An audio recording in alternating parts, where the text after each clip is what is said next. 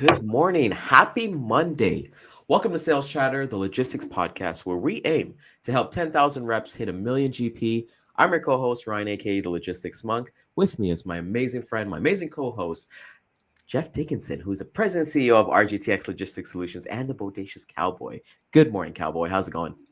Good morning. Happy Monday. What a great weekend. I'm glad to be back here. And this week we start off Women in Trucking, which is going to be awesome. We have a lineup of really, really good guests. So, with that said, let's get into this week and start it off right. To the HPLS podcast.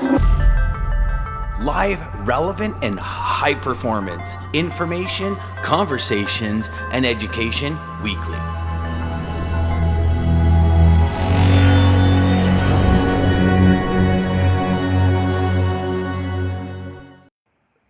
This is such a topic that I'm personally looking forward to. We've had a culmination of amazing guests on our episodes, Jeff, and we couldn't finish Women's History Month that's being celebrated in the U.S. without bringing the drivers into this, the people who take care of everything. If there's no drivers, then hey, there's no. You and I are we're looking for other jobs. Maybe you'll be singing country music on the side of the road, and I'll be accompanying you with that amazing stash, but. Today was something that's spectacular, and like we said, we got an entire week of guests. Oh, yeah. For me, we've got Kellylynn who's joining us this morning, and the one thing about her is that I was watching her on Life by the Mile, a previous episode, and just the knowledge that she has and she brings, and she's just such an upbeat person. I don't know if you knew this, Jeff, or the audience out here, that she was actually named the first ever Women in Trucking Driver Ambassador in 2020. So just kudos to her and what she's doing and raising awareness. And the one thing, first and foremost, before we even get started and bring her on, is I want to thank Michael Zellick from Wellington Group of Companies, because he gave me the referrals for everyone that's on this week. So we're so excited.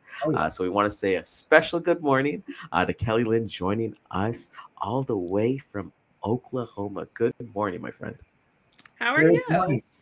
Thanks for having me. I love talking truck. Most people know that about me. So it's awesome. Yeah, and that's the one important thing that, like we said, we wanted to have that discussion, because even myself, I was telling you guys, like, behind stage, unless I like talk to my own drivers or I like see on other drivers on TikTok, I don't really know what goes on, and they're basically the day to day. And I feel like even on social media, people are gonna show the good side of them, right, Kellylynn? So can you tell us a little bit about your history and everything like that? Well, I didn't come from a trucking background. I got into it by accident. I got into it because I was a volunteer for my daughter's high school marching band, of all things. So go figure how that leads into a career as being a truck driver. But I got a ride in a tractor while I was managing all this hoopla that goes along with a marching band and, 350 students. And I really, I thought, that it wasn't something that would be in my wheelhouse, but it was something that I really wanted to do. And I just said to the driver, I was like, man, I wish I could do this. And he said some really powerful words, which was, you could do it. And I was kind of disappointed in myself that I didn't think I could do it until I heard somebody else say it. And I spent time thinking about that. And I was like, you know what? I don't want to be an old lady and say, oh man, I wish I had been a truck driver. So I just decided to make it happen. And as I did, I found out more about the industry. Mm-hmm. I realized that I was one of those people that didn't see truck drivers on the road and didn't understand what they were doing and thought they were always in my way. And I just didn't get how important it was and what it was like. And then when I was in it, it was really surprising to me how people treated me differently when they found out that I was a truck driver, even family and people that I thought were close friends. And they thought I'd gone to the dark side. And I'm like, man, I'm bringing you your groceries. I just didn't understand like this huge turnaround. I was having this adventure. I was getting this behind the scenes tour of our country's infrastructure. And I was learning so much about our country and this whole industry, which is massive. And I was oblivious to it before. So I really tried to share my passion for the industry. I've tried to ask difficult questions of decision makers that make the decisions that impact me and my peers in the trucking industry. because I felt like there was a lot of opportunity for improvement. There's a lot of great things, but yes, there's room for improvement as well. So some of the things that I did was, get to know my leaders within the company that I chose to drive with, which was Schneider was my first company. And they were great. So many, they answered a lot of my questions. They let me get involved in different focus groups. And there's so many smart people in that country that it was a great place for me to start. And I also got involved at the local level. I got involved at the national level. And I'm just one of those people that's like, if you see a problem, it's really not going to do any good to complain about it unless you want to get involved. And so I just have really tried to get involved and share the story of drivers and improve the life and the pay for drivers as well. So, which leads us to this big team that we're all on. And I have never been a broker, and I am not an owner operator. So there's a lot on your side of the industry that, I'm still learning and I'm listening to what people are saying. So we all need to work together to make this industry function better, more efficiently and safely. I agree. So. Yeah, and that's what we do these episodes, to have that collaboration. I want to touch a couple things that you said and kind of unpeel a little bit here. So the one thing I really like that you said, Kellylynn, was that you're part of the solution and not the problem. A lot of people we see on social media, people just kind of go and bash what the industry is. It's like, okay, be a part of the solution. Give me a reason that we can work together. And one of the things you said was that Right. with your children's marching band, and speaking with that driver who kind of pushed you to forwards, what was that time lapse period from that time that they told you that you can do it to, okay, I got my CDL, let's go with Schneider? It was 3 months before I actually started studying. You have to take your written test first. And it was, for about 3 months, I was like, can I do this? And I kept asking him questions and he basically said, it's like, learning how to drive, except you're learning how to drive a commercial truck. You learn how to drive, then you go take the test, and then you have your license. And I naively thought it was that simple. It's really not that simple. And but I started with the test, and at night, when instead of reading a novel, I was reading, air brake information and rules of the road for CDL. It was all new to me. And then I went and got my learner's permit, and we leased trucks to haul our trailers around for the marching band. And I went back to him, after marching season. I was like, I got my learner's permit. Will you teach me how to drive now? And he's like, we don't have a truck. You have to wait 6 months. And I was like, no. I'm not waiting 6 months. So I went and paid $5,000 to a CDL school. And they had a unique program where you could take your CDL class in the evenings and all day Saturday and Sunday, instead of having to quit your job and do Monday through Friday all day long, and which is pretty rare. And it was the only way I could get the training done. And I did it. And then I drove for the marching band with him, and he was my trainer. And it turns out he really wasn't a very good trainer. Sorry, Jason. But I needed more. I needed more training. And I realized pretty quickly that I was the biggest hazard on the road. And so I started asking around, and one of the guys in my CDL school had gone to Schneider, and he said they really walked their talk when it came to safety first. And I have a history working with NHTSA as well, and passenger safety. And so that spoke to me. And so I started with them, and I spent like 7 years with them and became a trainer. And then I wanted to expand my knowledge of the industry. I was appointed to a federal board, Women of Trucking Advisory Board, which is part of FMCSA. Mm-hmm. It's a 2-year commitment. And there's only 16 of us on the board. And I felt like I had this very narrow experience but I was in a position to be able to represent a lot of drivers around the country that were female on this board, and that I needed to expand my repertoire. So I hauled fancy pants, athletic horses that competed around the world for a while. That was quite an adventure. I felt like I was in the Wild West a little bit. And now I'm hauling hazardous waste for Clean Harbors, which is another company that really embraces safety. And it's a whole nother sector of the transportation industry that I really didn't have much knowledge or experience with. So now I'm on yet another learning journey about how much hazardous waste we produce, Yeah. where it's collected, what do we do with it, how do we neutralize it, who carries it, what are the rules. This last week I was running back and forth across the border between Canada, Ontario, and Michigan, and it was my first border crossing. But cross-border freight within North America is something that I've also always been interested in. And it's that whole teamwork again. We share this continent, and I think we're stronger together.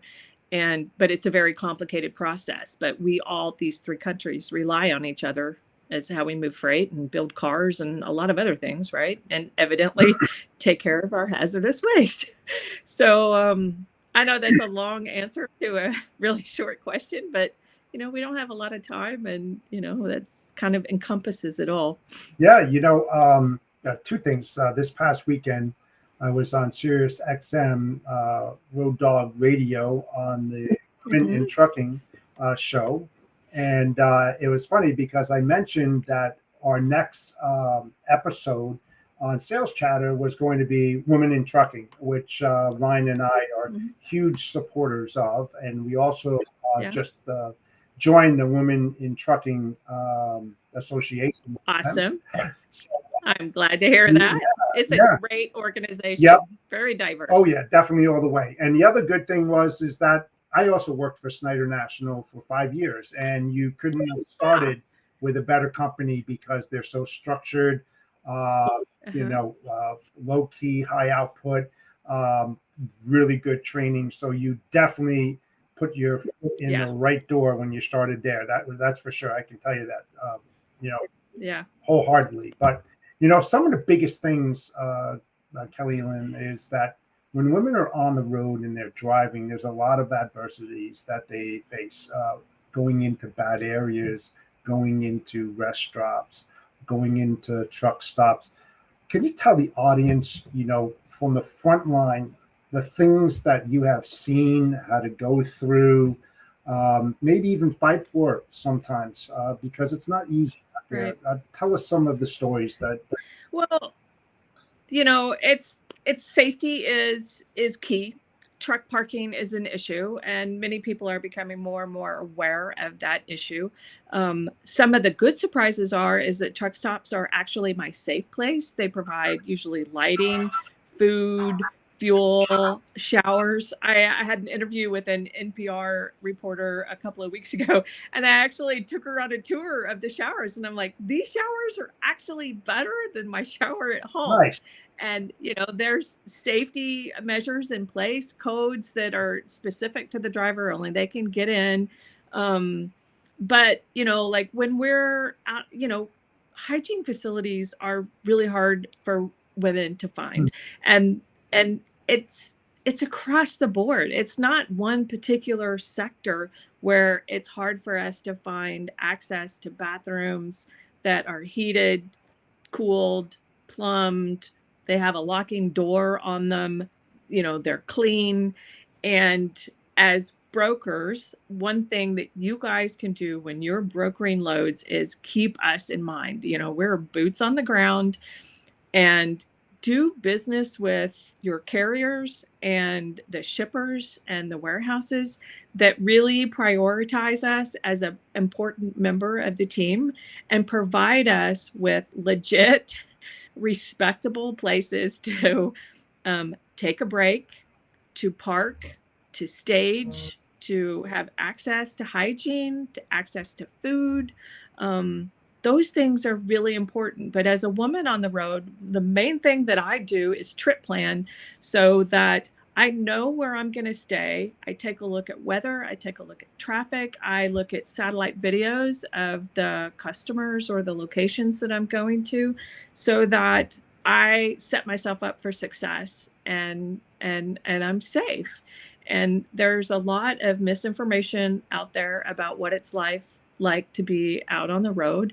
But it can, I'm not going to say I haven't been in undesirable places or in, stuck somewhere because of traffic, or I got held up at, a facility, and I know you guys hear stories all the time about how, our customers don't respect our time and our hours of service clock. And, we wind up not having a place to stay, but they're like, hey, you got to go. And we don't have any hours. Right. Right?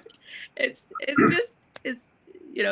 those struggles are out there. But if you trip plan and, you think ahead and you look at, all the moving parts, you do the best you can to set yourself up for success. And I do love this job. I love meeting people. I love getting the behind the scenes tour of our country.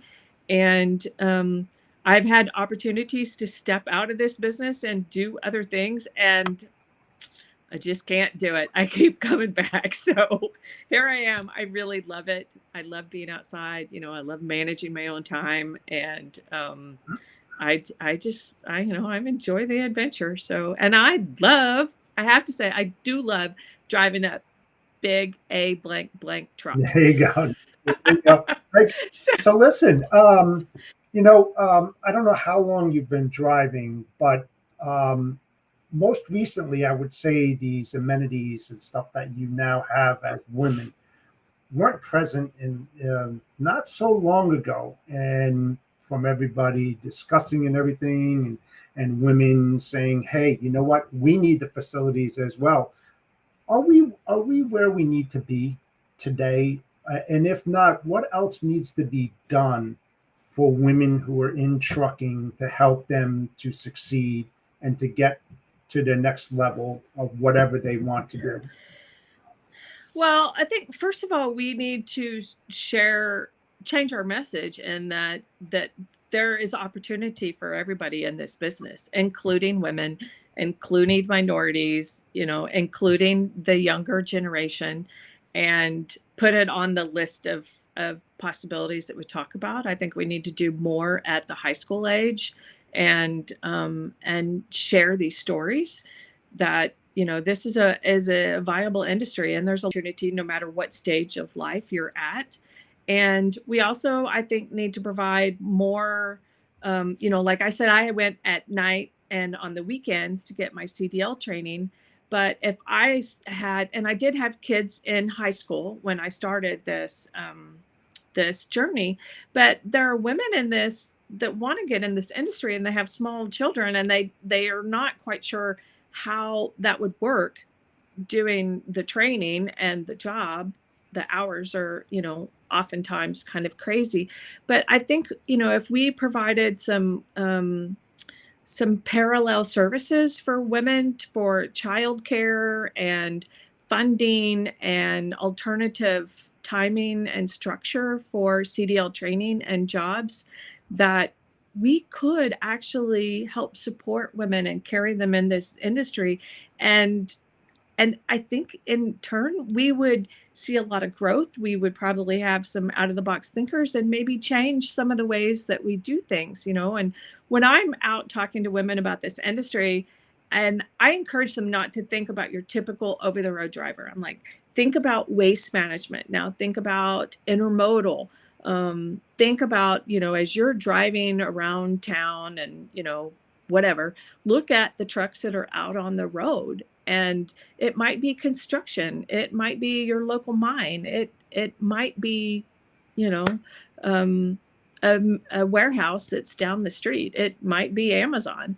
And all of those are professional driving jobs. And there are plenty of jobs that can get you home every day. You don't have to go out on the road like, when I started, you had to put a couple of years over the road. You were only home one day a week. And that's not healthy for anybody. It doesn't matter if you're male or female or LGBTQ plus or, whatever. It's just, that is not a life. Right, So, right.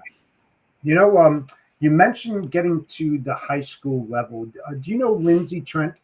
I do very well. Yeah. I love next, her. Right? Next generation. That's exactly Yes. what she's doing. And she's bringing those hot seats, behind the wheel apparatus and all that into the high schools to get them aware of, hey, you know what, you can be a driver as well, not just men, women as well. And I think it's a great thing what she's doing, and that's I most agree. because she's been doing it for what, the last year or so, where she. Oh, longer than that. And Dave Dien, I don't know if I'm saying his last name, from the California high school program.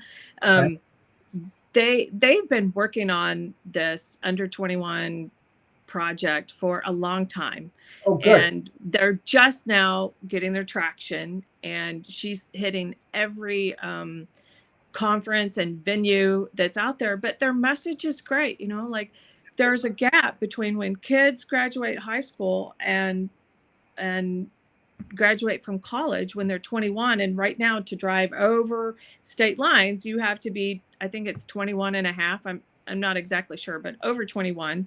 And Mhm. there's this gap of these kids that sometimes don't go to college, Yep. that they could be working on an industry, and they actually and can drive within the state right now. But like Texas is different than New Jersey or Delaware, right? So but I am a proponent for educating the youth of our nation and the next generation on this industry, and getting them excited about it, interested and educated, so that they can join us. We need, there's 3.5 million drivers right now, and there is room for more. So Definitely all the way. And you know what? I have to apologize about what I said about Lindsay Trenton being in a year. I just connected to her, so I don't know her complete mhm, past, but I think it's a wonderful thing what she's yeah, doing. And I think it's great for the trucking industry. It's great for women as well to get them more involved. And it's yeah. awesome. It really is. Well, I'm glad you're connected with her. I'm glad you're connected with Women in Trucking Association. It was one of the places where I landed to help connect with other women that were doing things like me, or things that I wanted to do in the industry. And I found a lot of value in becoming a member. And I'm also on their image team, which is basically their speakers bureau. And I just, there's a lot of great things happening in this industry, and I'm really happy to be part of the solution. Yeah, that's good. Yeah, it's awesome to kind of see because, like you said, you're part of the solution and having those discussions. Because, like for me, when I think about it too, and first and foremost, shout out to you coming to Toronto, Ontario. The best place in the world. But Mhm. with that being said, can you tell us, just to kind of for the audience as well, some of your like memorable stories of like when you first got started, whether it be like long haul or just things like that you kind of were did short haul? Because for me, I Yeah. love to learn about the stories. Like everyone kind of paints that negative picture, but I wish that I got out of high school and I went into truck driving because, hey, I can go to anywhere around the world in North America and see it and get paid to do it. Like, sign me up. So, can you tell us some of like the Yeah. stuff that you like, whether it be the freedom of the open road or that no two Yeah. days are alike? Share your favorite aspects of the trucking lifestyle. Yeah. Well, there's one moment that, I realized that I was doing something special, and I was in my truck, and next to me was this really like a 1970s white conversion van. And I was at a stoplight. They were next to me, and I looked down, and it was a granny that was in there with white hair. And then I was looking straight ahead at the light, and I saw out of the corner of my eye all this commotion. And I looked back down, and the granny is like going like this. And she wanted me to blow my horn. And you're not supposed to do that in town, especially at a stoplight. There's no telling what kind of mixed message you might send, right? So anyway, I gave a little toot toot, and next to her was another little white-headed lady, and they were like over the moon. They were like bouncing in their seats, so excited. And we all drove off and did our thing. And I was thinking, I was like, why were they so excited about that? And what I came up with was that those were two older women, and I've been driving for 9 years now, and this was early on. And they were two women who had gone all their life and maybe wanted to be a truck driver and thought that it was something that they could never do. And they were just excited to see somebody else that might have looked like them when they were younger doing it. And it was meaningful for me, and it made my day. I really enjoyed taking my first load across the border this last week. That was exciting for me because I've been a member of a tri-nation group called NASCO for quite a while, and I finally was, I have taken loads to the border to Mexico and Canada, but another driver got to do the cross-border stuff. And, I suppose if I had to do it every day and wait in those big old long lines to get through customs, that it might become ordinary to me. But, I got to check that off my box. And I've met some really incredible people through this industry. And maybe someday I'll write a book about all the things that I've seen and done and met. And yeah. It's awesome. Like everybody that we talk to, I encourage everybody, write your story, because there's always going to be somebody that wants to listen to it or somebody wants to read it. And just based off like the past like 25, 26 minutes that we've had together, it's amazing. I would love to learn about you and, have those stories for everybody to kind of piggyback, because like you said, you didn't kind of come into here conventionally. You had that idea put into your head and you took action. What advice would you give young girls today to basically empower them and help them achieve their goals, whether it be in trucking, whether it be something in safety like you took an action of, or being in associations like Women in Trucking? Well, the biggest thing that holds any of us back, but I think this is especially pertinent to women, is that little sneaky little thing called self-doubt that creeps into you. And you need to find a way to silence the self-doubt, and just whatever it is, give it a go. And I lived in New Zealand for a little while, and I was so amazed by all the different things that these New Zealanders did. They were like crazy accomplished and adventurous, and they had this thing called give it a go. And they didn't care if they failed. They just wanted to give it a go. And I think that's a great way to look at life. That is amazing. I love that. Give it a go. That'll be the title of today's episode in the future, for that. So I want to thank you so much. Yeah. We're going to ask Thank you you one both. final question, but it's not Okay. for you to answer. It's a hook so that you can come back on our show. Okay. What is a question that you hoped that either Jeff or I asked you today? Oh, do you really want me to answer that question? I want to yeah. Yes, I do. Yeah. Oh, I don't know. I think it would have to be something about role modeling for my daughters. Okay. Oh, yeah, I like that. I do like that. We do like, you know what? We're going to go against the grain today, because we always kind of say that, hey, we'll ask it on a future episode to bring you back in. But I don't know. There's a lot of amazing moms in our audience that have been paying attention. So I would like to ask you, Kellylynn, talk to me about role modeling for your kids. Yeah. Well, I personally, I never know I'm role modeling for my daughters until they tell me that I did that. And it's one of those moments where you never know really when you make a formative moment. Like we have moments with people all the time, but every once in a while there's something that just clicks. And when my daughters give me that back and say, Mom, you're role modeling this for me, I mean, it just makes your heart melt, like I'm doing a good job. That is amazing. Congratulations on that. So, Kellylynn, it's truly been a pleasure for you to join us today, taking time out of your busy schedule. I know you're going to be at Matt's later this week. Yeah. Can you let everybody know? Tell them about yourself, how they can network with you, some events that are coming up. How can we get a hold of Kellylynn? Well, you can find me at mclaughlin.kellylynn@cleanharbors.com. You can find me on Twitter and you can find me on TikTok on DVR Ambassador. You can find me through the image stream at Women in Trucking Association, and on LinkedIn. LinkedIn is actually one of my favorite places to post.